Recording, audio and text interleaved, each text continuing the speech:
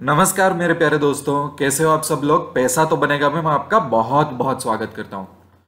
अगर मैं आपको बोलूं कि ये इंडसइंड बैंक है, उसके स्टॉक में मैंने एक बहुत अच्छी स्ट्रेटेजी आइडेंटिफाई की है। वो प्राइस एक्शन के बेस पे पूरा डिपेंड है वो स्ट्रेटेजी, और वो स्ट्रेटेजी में 90% अक्यूरेसी है। ठीक है, क्या है 90% अक्यूरेसी। तो आप क्या बोलोगे, क्या ये स्ट्रेटेजी यूज करोगे? एक और चॉइस मैं आपको देता हूं। इंडसइंड बैंक में प्राइस एक्शन के बेस पे मैंने एक दूसरी स्ट्रेटेजी आइडेंटिफाई की है जिसमें 60% एक्यूरेसी है। तो आप कौन सी चूज करोगे, 60% वाली या 90% वाली? ये बहुत डेंजरस क्वेश्चन है, अच्छी तरह से सुनना। अगर आप नए हो तो आपको तो ये समझना बहुत जरूरी है। बहुत एकदम इजी लैंग्वेज में मैं समझाने की ट्राई करता हूं, ठीक है। आप क्या चूज करोगे, 90% एक्यूरेसी, 60%? ठीक है, अभी एक सबसे पहले तो मैंने जो क्वेश्चन पूछा ना 60-90 वाला, वो क्वेश्चन ही आधा अधूरा क्वेश्चन है। 50% आधा अधूरा क्वेश्चन है, मीनिंगलेस क्वेश्चन है। मीनिंगलेस क्वेश्चन का आंसर भी मीनिंगलेस ही होगा। ऐसा क्यों पता है? स्टॉक मार्केट है ना, वो एक्यूरेसी से नहीं चलता। स्टॉक मार्केट प्रोबेबिलिटी से चलता है, संभावना, प्रोबेबिलिटी। प्रोबेबिलिटी मतलब क्या होता है कि पर्टिकुलर हाईवे पे कितने एक्सीडेंट होने की ज्यादा संभावना है, कोई भी एक पॉपुलेशन में, कंट्री में कितने डायबिटिक पेशेंट मिलने की संभावना है, हार्ट अटैक से डेथ होने की कितनी संभावना है, कोई पर्टिकुलर एरिया में कितने कोरोना पेशेंट मिल सकते हैं। टीवी में आपने कभी कोई साइंटिस्ट को एक्यूरेसी वर्ड यूज करके देखा है? वो हमेशा साइंटिस्ट प्रोबेबिलिटी पे ही बोलेंगे।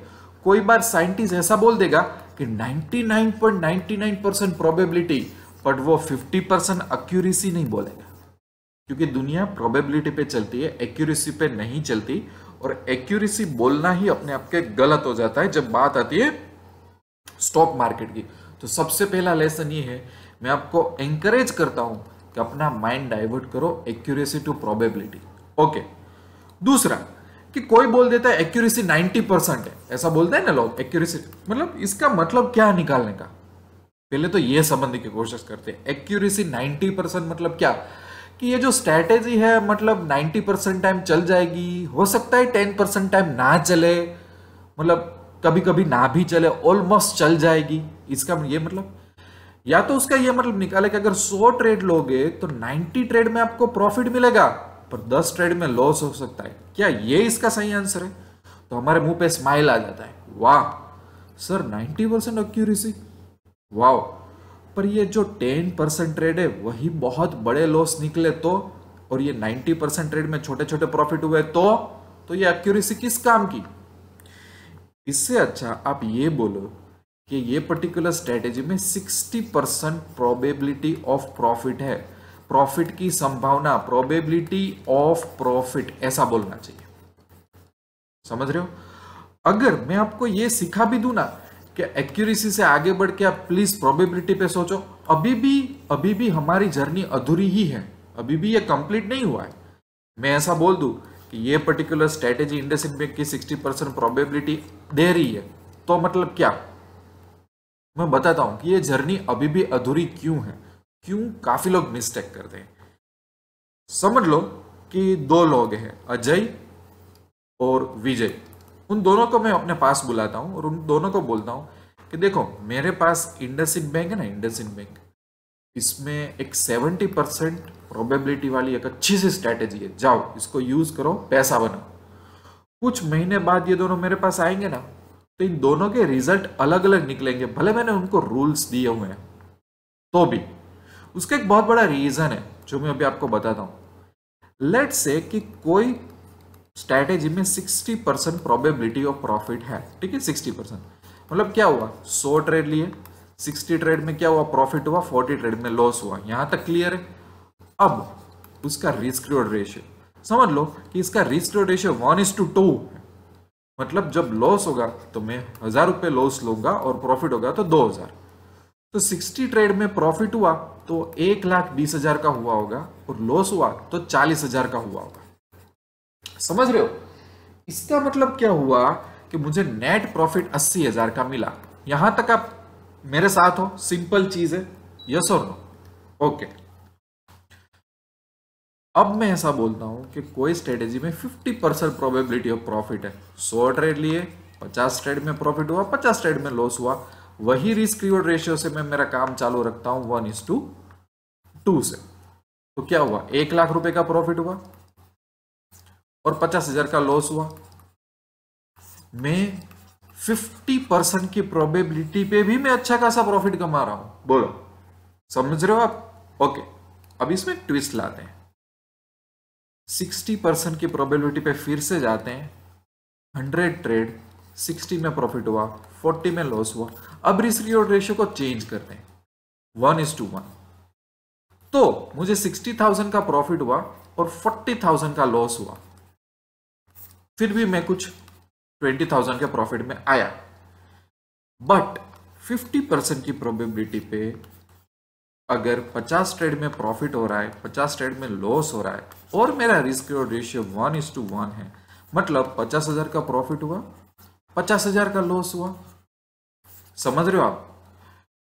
तो अगर 50% की प्रोबेबिलिटी में मैं 1:2 का रेशियो अपनाता हूं ना, तो भी मैं अच्छे प्रॉफिट में आ जाता हूं, पर उसमें 1:1 का रेशियो अपनाया ना, तो मैं सीधा लॉस में आ गया। 60% में तो मैं 1:1 में भी मैं प्रॉफिट कमा रहा हूं, है ना? अभी मैंने आपको दिखाया। तो मैटर क्या करता है कि एक सही सिस्टम में हमको एक्यूरेसी को छोड़ के पहले तो प्रोबेबिलिटी पे ध्यान देना है, और प्रोबेबिलिटी के साथ एक क्वेश्चन करना है कि इसमें कौन सा रिस्क रिवॉर्ड रेशियो सही बैठेगा। तो हमारा इक्वेशन होना चाहिए P for probability plus risk to reward ratio क्या है। ये जो सेकंड क्वेश्चन है ना, काफी नए लोग, काफी जो लोग स्ट्रगल करते हैं, काफी लोगों को जो स्टॉक मार्केट की जर्नी हार्ड लगती है, आप ये चीज समझ जाओ। आप इंट्राडे करोगे, ऑप्शन ट्रेडिंग करोगे, स्विंग ट्रेडिंग करोगे, पोजिशनल ट्रेडिंग करोगे, कमोडिटी ट्रेडिंग करोगे, आप इस चीज से पीछा नहीं छुड़वा सकते। ठीक है? आप सोचो कि आप 50% की स्ट्रेटेजी को लेके 1:2 अप्लाई करके भी आप प्रॉफिट करके अपने घर जा सकते हो। तो फिर 80-90% हाई एक्यूरेसी के चीजों के पीछे भागना, अपना टाइम वेस्ट करना, स्ट्रेटेजी की गलती निकालना, ये सब मायने नहीं रखता। अब इतना बड़ा चेंज क्यों आ रहा है? क्योंकि जो हमारा रिस्क रिवॉर्ड है ना, वो लॉस मैनेजमेंट डिसाइड कर लेता है, वो प्रॉफिट मैनेजमेंट डिसाइड कर लेता है, वो रिस्क मैनेजमेंट भी डिसाइड कर ले। एक पूरी सिस्टम है, एक छोटी सी चीज है और पूरी सिस्टम डिसाइड कर लेता है। इसीलिए जब कोई स्ट्रैटेजी आप बनाओ या तो ढूंढो, तो स्ट्रैटेजी की कैंडल की पैटर्न वगैरह अच्छी मिल जाए, उसकी प्रोबेबिलिटी अच्छी मिल जाए, तो उसके साथ साथ बाद में रिस्क रिवॉर्ड रेशियो बिठाओ कि 1:1 का सही रहेगा, 1:1.5 का सही रहेगा, 1:2 का सही रहेगा। किस तरह से आप आगे जाना चाहते हो, तभी एक अच्छी सिस्टम बनेगी, तभी आप लॉन्ग टर्म में एक सक्सेसफुल ट्रेडर बन जाओगे। क्योंकि आप क्या कर रहे हो, बताए, आपके जो ये ट्रेड है ना, वो ट्रेड लेने से पहले ही एक पूरी एक सिस्टम डिफाइन करके बाद में जा रहे हो। ट्रेड लेने के बाद में आप मेहनत नहीं कर रहे हो ये सब चीजें। और इसलिए मैं जो एक बहुत बड़ी मिसअंडरस्टैंडिंग थी एक्यूरेसी की, वो दूर करना चाहता था, आपको एनकरेज करना चाहता था कि आप प्रोबेबिलिटी पे सोचो, और अकेली प्रोबेबिलिटी पे नहीं, प्रोबेबिलिटी के साथ हमेशा रिस्क टू रिवॉर्ड रेशियो को जोड़ो। उसको अगर नजरअंदाज कर दिया तो 90% एक्यूरेसी वाली स्ट्रेटेजी में आप ट्रेड किस तरह से लोगे वो मैटर करेगा। ये बंदा भी फेल होके आएगा और 50% वाला बंदा भी सक्सेस होके आएगा। ये रियलिटी है स्टॉक मार्केट की। ठीक है, बस इतना सा ही वीडियो है। आई होप कि आपको समझ में आया होगा। अच्छा लगे तो लाइक करना, कमेंट करना, अपने सजेशन इनपुट्स देते रहना, चैनल को सब्सक्राइब करते रहना। कहीं पे भी टेक्निकल क्वेश्चन हो तो मुझे ईमेल या व्हाट्सअप कर देना। और विदाउट शॉर्टकट स्टॉक मार्केट में जेन्युइन ट्रेडर बनना है तो पैसा तो बनेगा के साथ जुड़ जाओ। मेरा कोचिंग का अप्रोच है, वेबसाइट पे जुड़ जाओ, एंड्रॉइड ऐप डाउनलोड कर लो, 1-1.5 लाख रुपए के कोर्सेज फ्री मिलेंगे। बाद में option intraday, optional positional, swing trading, commodity trading की सब स्ट्रेटेजीज मैंने डाली हुई है। लॉन्ग टर्म व्यू पॉइंट से जुड़ना चाहते हो तो जुड़ जाना। मिलता रहेंगे अच्छे वीडियो में। आई होप कि इस वीडियो में भी आपको काफी सारी अच्छी इंसाइट मिली होगी। दूसरे दिन मिलते हैं, तब तक के लिए wish you lots of love and happiness. Thank you very much.